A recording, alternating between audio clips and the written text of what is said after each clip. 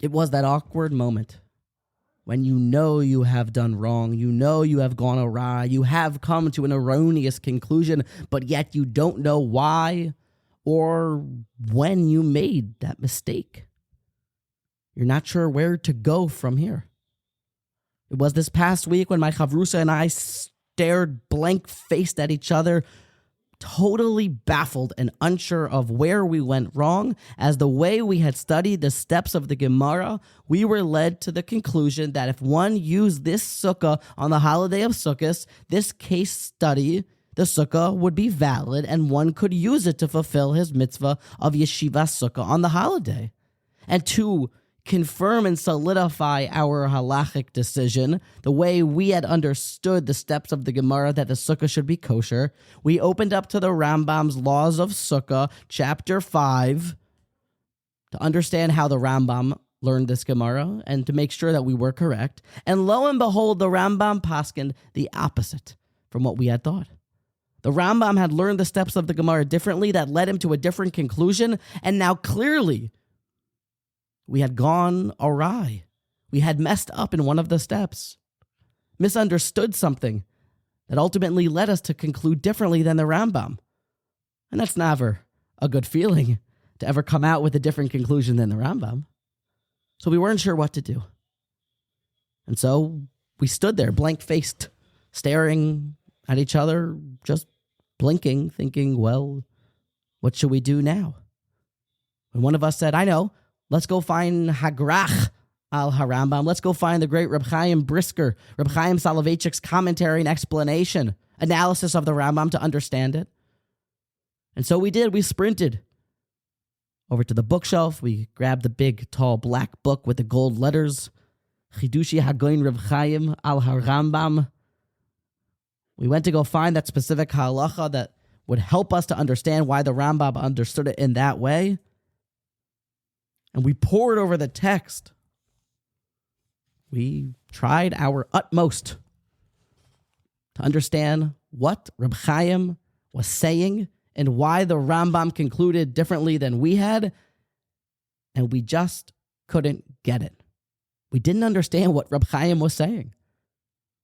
He was attacking the topic, uniting different sources to try to show what the Rambam had seen in the Gemara and why he had brilliantly concluded the halacha in the way that he had. But as much as we read the words and tried to put together the Hebrew words into sentences and the sentences into paragraphs and the paragraphs into an idea, and then to further understand why it is that the Rambam went in the direction that he did, we could not make sense of the great Achron's work. So we felt dejected. Felt even more ashamed of our halachic prowess, or the lack thereof, and felt that we can't even understand where or why we went wrong. But then I remembered. I got a little spark in my belly because I remembered that it's Parshas Shlach. Parshas Shlach, that's that mimer from Reb Yerucham. That's where it all began 3 years ago with the obsession of the great Mir Mashgiach, when in his Ma'amorim in Sefer Das Torah on page Kuf Mem Vav 146, you'll find the talk he described about what happens when a yeshiva bacher cannot understand his Torah studies. And he gives the mindset and how one should think. And the mimer goes as follows.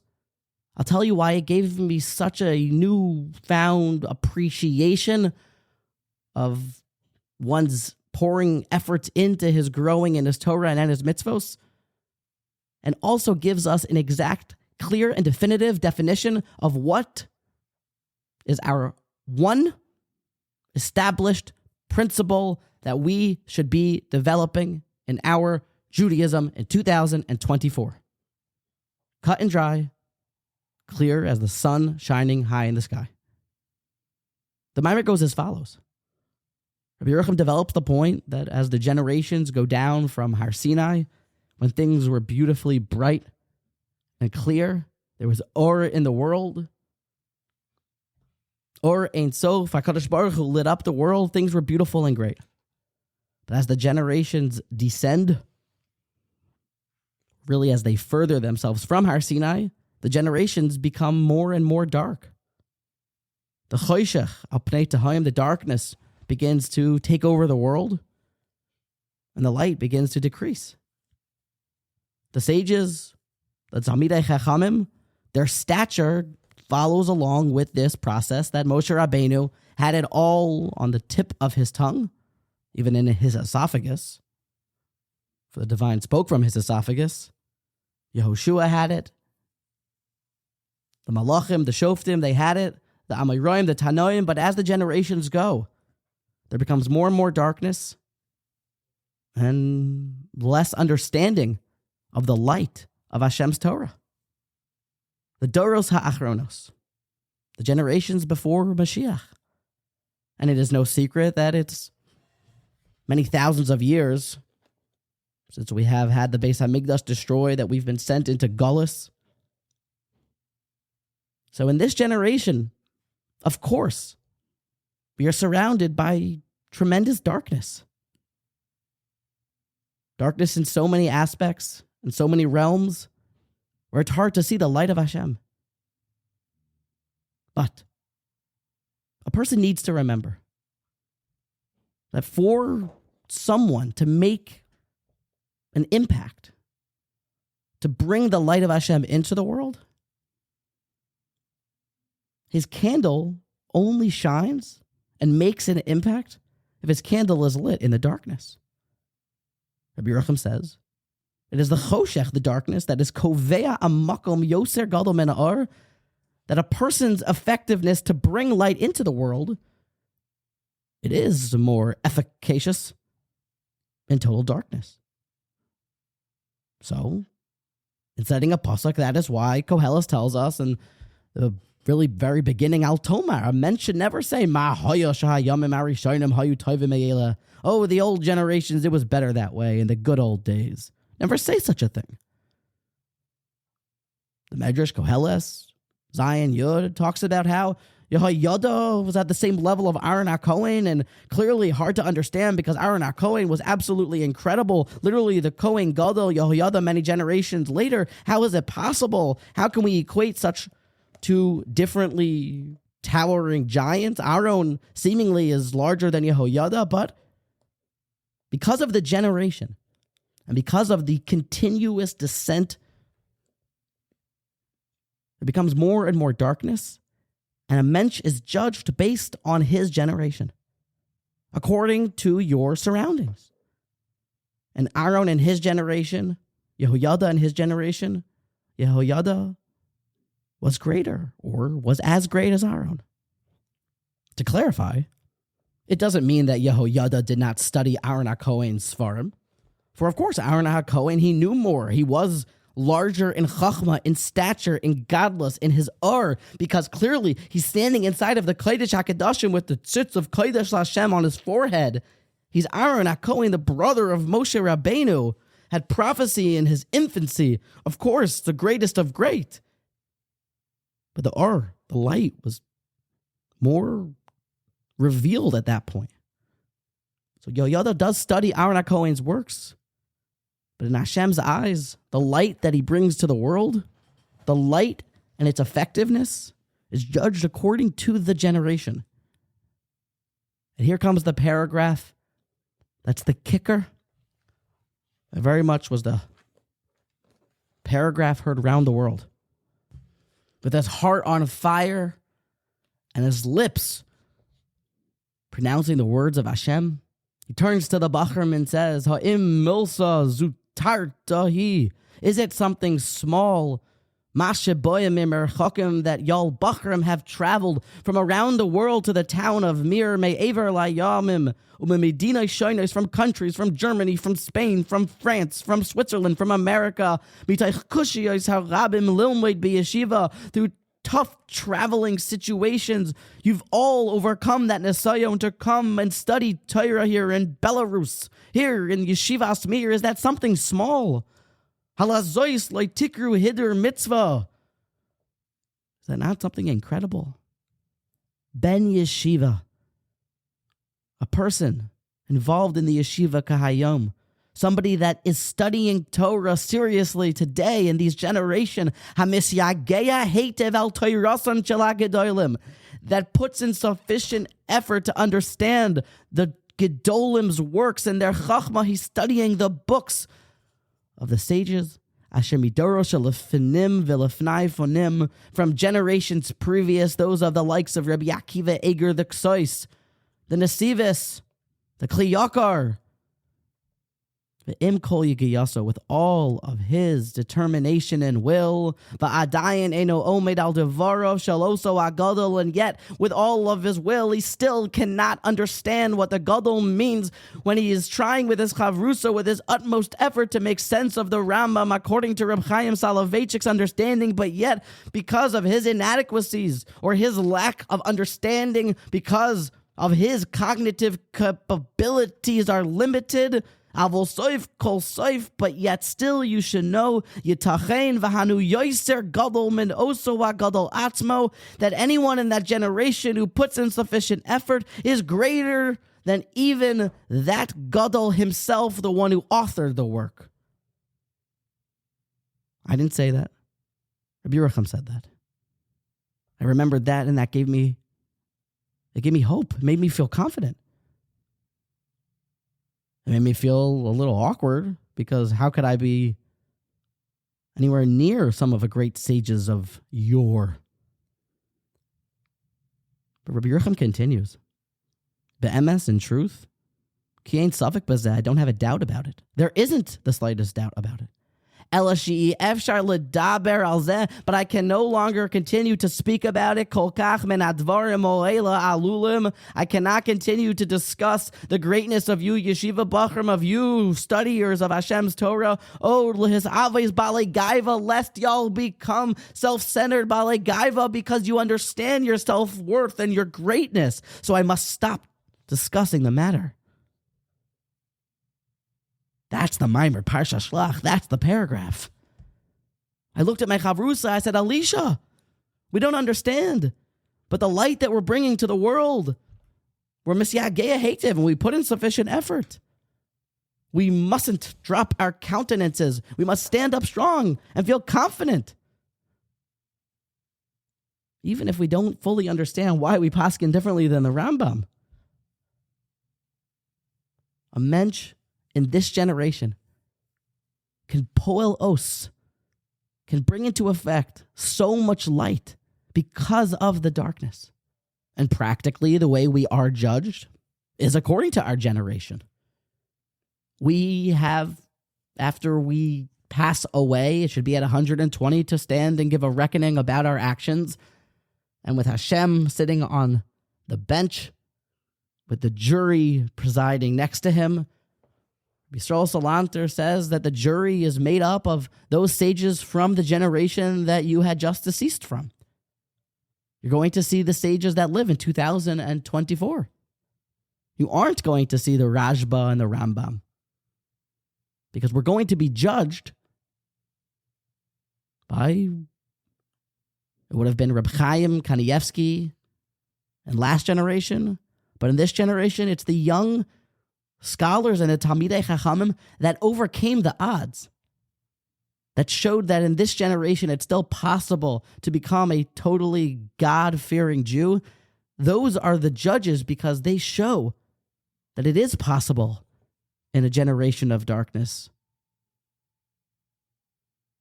Reb Yerucham, he said that's why in Kelm, the altar of Kelm, he was particularly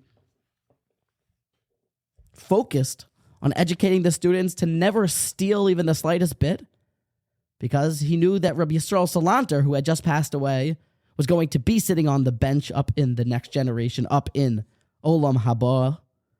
And he was particularly fastidious in the realms of gezela, of stealing. So if he's going to be there, he's very particular about it. We're going to have an intense judge. We need to make sure that, if that's the judge, we need to make sure that we're going to follow his rules, keep in and get a good verdict from the jury. And so it is that we have people in this generation that have found a way to have perfect trust in God, and even amongst the worst suffering, even amongst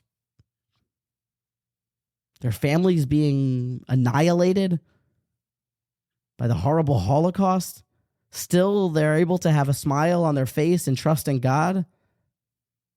These people are mechayev us, they obligate us to have our perfect faith, lest they be on the jury up there and judge us unfavorably, because it does seem possible. And so, friends, what do we do? What do we do in this dark time, this wartime, this rather vulgar world that we're a part of? What do we do? What can we focus on? What is our avoda? And how can we bring some light to this horribly dark, sorry for saying it, but sin-filled world? A world that deifies pleasure-seeking and puts any matter of the soul and God-seeking in the background. Well, the answer is clear. The answer is simple and has been taught. And together, let us explore this Gemara, Masechta Makos, that tells us the answer. You should see it over and over again. It's on Makos Chaf Daled Amud Aleph. Dorash Rab Simloi. Listen to these words. Rab Simloi taught that Sheish Meos U'Shalosh Esrei Mitzvos Ne'emru Lo LaMoshe, 613 mitzvos were given to Moshe. And the Gemara delineates how it works, how many positive mitzvos, how many negative mitzvos. Torah Tziva Lanu Moshe, Gematria 611, plus the 2 that Hashem said directly from his mouth that we heard killed us twice. That leads us to 613. But David v'he'emidan al achas esrei. David came and established all the 613 commandments onto 11 mitzvos. As the pasuk says, Mipi Agvura, Mi Yagur B'Yalecha, Mi Yishkaim B'Har Kodshecha. And Rashi clearly bothered by, how could this be? What does this mean that David, did he take away mitzvos? Did he summarize them? Did he establish them? What does this mean? Rashi says, because Shebetchila in the beginning, Hayu Tzadikim, perfect, righteous saints were the first generation. Hayu Chaylin Lekabel mitzvos. They could withstand the entire yoke of mitzvos harbe. Avodoros Achronim, as the generations go, in the later generations, Lo hayu tzadikim kol kach, they were not entirely righteous. V'imbo'u lishmar kulan, if they're going to endeavor to hit every single one of the mitzvos, ein lecha adam shezoicha, no one would merit to see that actually coming to fruition. Uba David came David. V'emidan, and he established it, kadesh yizku, they should zoicha, if they are zoicha, im yakaimu yud aleph mitzvos, if they do these 11, you'll be doing all of Torah. The Gemara even continues. It goes down and down. Rashi says, Kol Shah, every single door, it gets darker and darker. Eventually, Bo Yeshayo, Ve'amidan al Sheish Yeshayo, he put it into 6 different mitzvos that we are to keep. The most established, the most focal, the most fundamental, and the most practical. But as the generations got darker and darker, and we got further and further away from our Sinai, as more and more distractions and more sins were committed, but Micha came, v'ha'amid on al-shalosh. It's only 3 certain mitzvos. And in all these cases, the Gemara tells us what the mitzvos are and how to keep them. And then, at the very end of the Gemara, we find that Chavrusa came, the Heilige prophet. He came and summarized and established the one principle, the one immutable fact, the one halacha that we're able to fulfill in its entirety. He came and he established all 613 mitzvahs upon one principle, the one thing that a person in 2024 should put all of his effort into. And remember, this is a Gemara. Remember, this is directly Mipi Agvura. And remember, this is the entire point. In summary of what our focus should be, Bo Chavrusa came, ve'emidan al achas, and established it upon one mitzvah. What is that?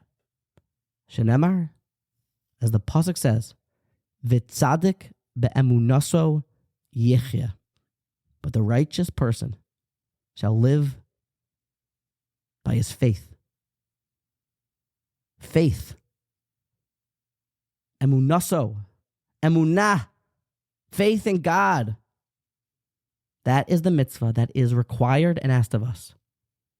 That is the mitzvah in the Doros Achronos, in the darkest of times, as the world gets darker and darker and descends further and further, as madness seems to take over the world, as bits and pieces of divine prophecy scatter the world, and it seems as if things are wild and that there is no control, and it seems to us like nothing makes sense. Why are innocent people dying, and why should the evil ones prosper? Why do the sinners invoke their will upon the righteous? Why is it that the righteous suffer? Why is it that innocent people that are trying to do the will of Hashem go through so much struggle, trial, and tribulation? How is it? How is it? Why is it? What are we to do?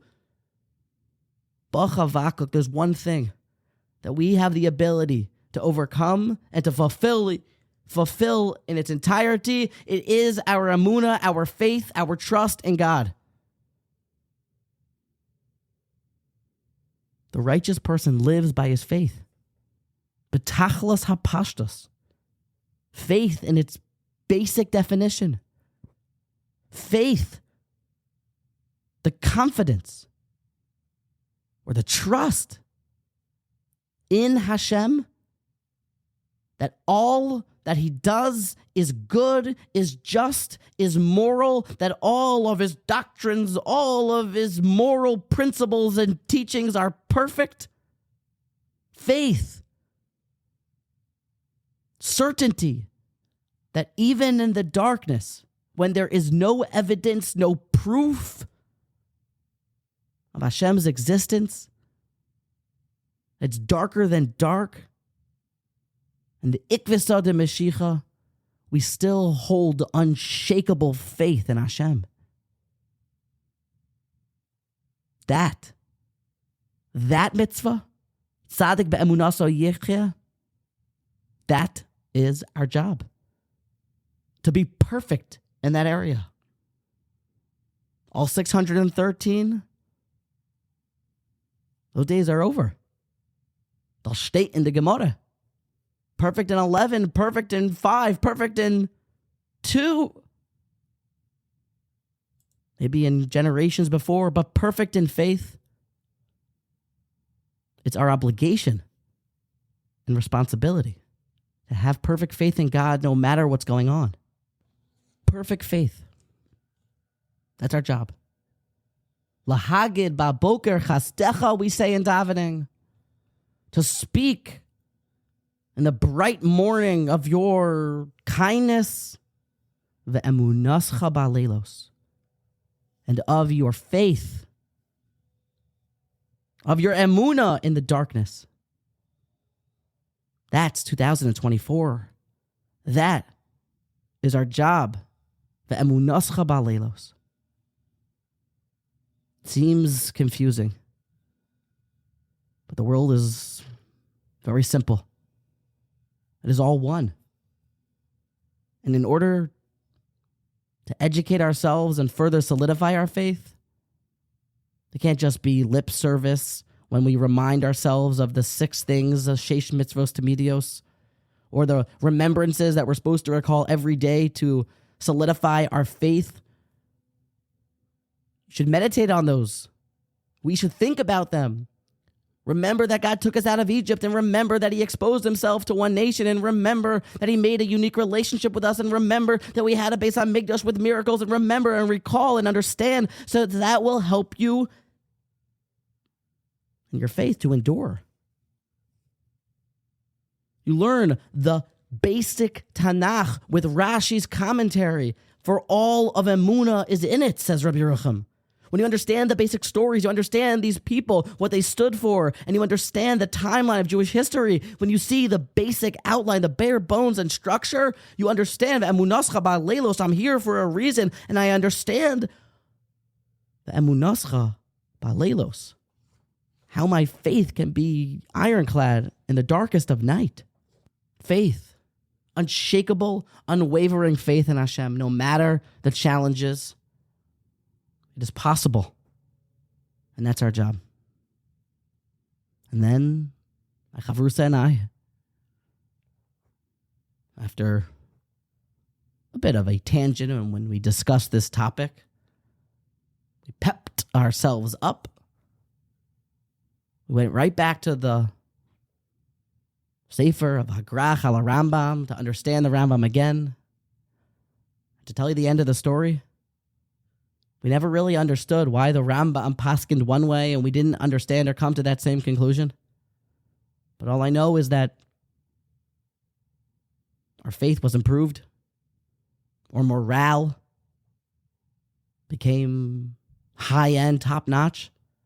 We were ready for more because we knew that through our effort and through any person who's seeking to push himself to fulfill Hashem's will in this generation, and specifically in the realms and guidelines of Emunah, of faith in Hashem, you bring a tremendous amount of light to this world. And who knows, maybe that could be the impetus for the great light and the ultimate reveal when Mashiach comes, and it should be very, very soon in our days.